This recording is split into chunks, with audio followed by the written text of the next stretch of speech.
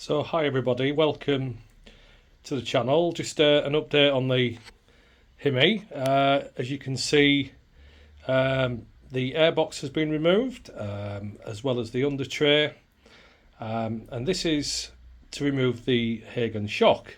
So what we discovered during the annual or routine servicing of the suspension linkages on the rear, we had some excessive play in the lower shock bush, which upon discovery seems to have been a collapsed bearing in the Hagon shock. So Hagon have been absolutely superb in supporting this, because I emailed them to see about obviously getting a part, a new bush, because it is out of warranty. It's 2 years is up, but they're quite keen to see exactly what's failed.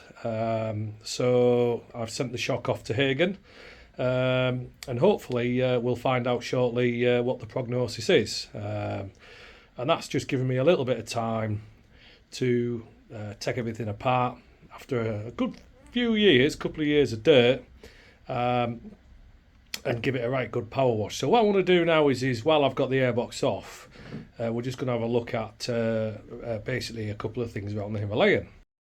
So with the under tray off, you can see we've got the wiring harness, and what I'm doing here really is it's an opportunity to seal a lot of these connectors.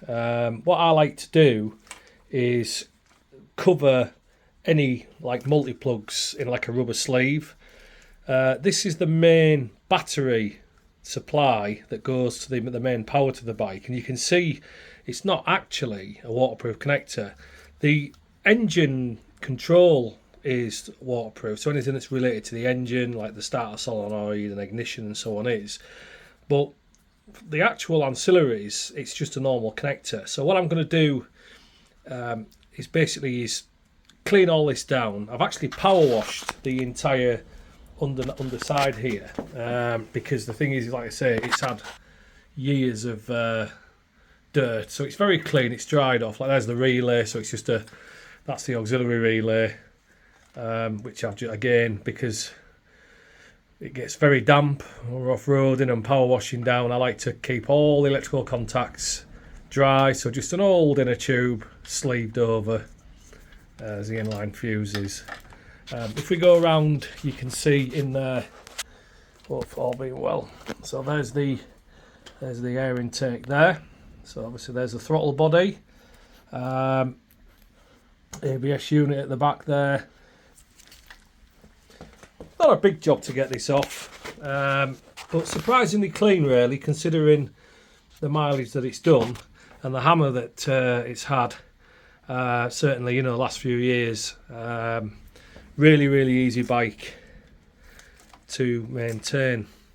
So yeah, I've sorted out some of the connectors, so an opportunity to crimp and have some heat shrink, but lots of corrosion. So on the electrical, and you can see really why these bikes could fail if they're not looked after. So my advice is, if you ever get a chance to in the winter to strip your bike down, is get some contact spray cleaner, and just a little bit of electrical grease, not much, because you don't want something that won't affect the electrical continuity, but just give everything a little bit of TLC. Like for example, there's the main battery, that's the positive of the battery, and you can see there, I mean I've actually cleaned that up since, but that was quite corroded. So yeah, there's the harness dangling at the moment. You can see, what else have we got? Yeah, so there's another, that's another bit that, I don't know, I think that was our relay that we've, again I'm not sure what's in there, but we'll have a look. But I'll just sleeve everything over, rubber sleeve, an old bike in a tube, and when I reassemble all this, I'm going to sleeve the whole thing, rather than have these little bellows, these little skirts. The whole full electrical connectors will be in a rubber sleeve. I mean, like there, look, for example, on the back there. So all the connectors to the lights, I've sleeved those, tie wrap them on, and it just keeps the water out and keeps things ticking over. I've had a good look at the engine as well. So we'll just give a little bit of paint over the engine there, just a little bit on the top, just to give it a touch up with some heat resistant matte black paint. So all being well, we should get the shop back in a week's time or whenever, and we'll get everything put back together again. Now, on the subject of the airbox, now I've got the airbox off, you can see I have got a video where I show you where I use the foam filter, but for now I've got the paper one back on. But what I've done is I've cut the standard snorkel, I've cut the ribs out there, I've put a chamfer in there, you probably can't see, but I've actually rounded that off to make that smoother, and I've got a hot air gun and I've made that much bigger, so that intake there is significantly wider than stock, because I think that's quite a restriction, and the reason I put that on there is for water. I've also cut it down slightly as well, so there's a bit more of an air gap, but it just keeps the water spray, so if we go through any deep water or when I'm hosing down, having that snorkel pointing in that position just keeps things basically out of the air intake. Now, with this arrangement, I could take the paper filter out and quite easily run the foam filter in there as well. But this is what I'm just running at the moment for the winter. For the summer, I'll probably put the open plate back on again. Now, one of the modifications to do is you've got two air spigots, or two takeoffs, where hose unions. The bottom union here on stock form, this used to go to the engine breather, and the top union there used to go to the air injection solenoid in the exhaust. It's good practice to swap these around, and the reason being is if you do any water crossings, if you get any water in this airbox, then you can see there, water's simply, if it fills it with water, the first thing it's going to do is come out of this hose and fill your crankcase up with water, which, if you look on the internet, there's quite a few pictures of that.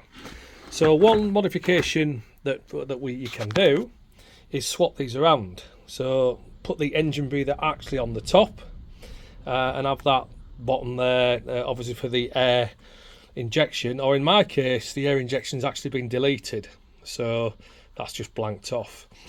Another interesting observation is the air intake, because it's actually stepped downwards. So thinking of airflow, there's actually a ridge there, so that's not straight through. So I'm sure the engineers at Royal Enfield there's a reason potentially for that. I mean, there is on the inside there is obviously a trumpet, a radius, for the air, like a ram on the inside. But with it being slightly off centre, there is a restriction there, and you think the air is going to come over. So surely if that was all just with open, then when you've got full throttle, you'll get a lot more airflow. Obviously, if we were to change this, it will affect the engine management calibration, so I'm going to leave it well alone. But it's just an observation I noticed. Why is there a step? There's a step there and a step there, so it's almost like I don't know, it's the hole's in the wrong place. It needs to come down somewhat. But that pretty much is the airbox. There's the battery tray. Yeah, pretty much. Absolute pain to get to, but not too bad of a job. Another interesting observation is I had to put this Jubilee clip on because in the factory there was just a tie wrap. So, that Jubilee clip there, and you can see how mucky. I mean, I've actually washed all this down, but the whole box was absolutely filthy from the muck over the last couple of years. That's the air temperature sensor for the air. Nothing to do with the temperature gauge. That's for the engine management system, and that's where your booster plug basically connects in series with that, and that fools the engine. I'm not running a booster plug on here. Another thing that I have done is the exhaust system. And I'll show you a picture.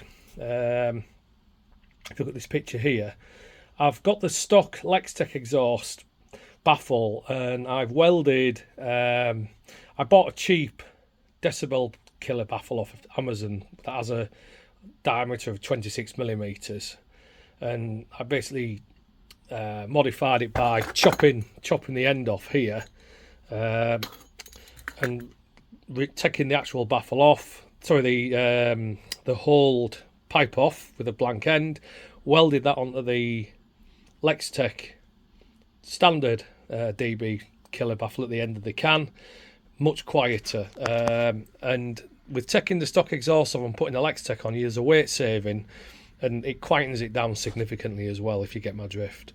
So that's it for now. So what we'll do is we'll wait for the shock to come back, and obviously we'll go around and get these electrics sorted and get them sleeved. So yeah, thanks for watching. I can't grumble really with the hammer this bike's had. Really easy to look after. You can see there, real simple piece of kit, really accessible. But I think if you can keep the electrics clean, dry, look after them, I think that's the biggest failure with these bikes is electrical problems, and it's enough to end your journey. So it's worth spending a bit of time, if you know how, just to make sure everything's nice and watertight and not corroded. Okay, well, thanks for watching. Next time, when I get the shock back, I'll send you an update. Take it easy. Bye for now.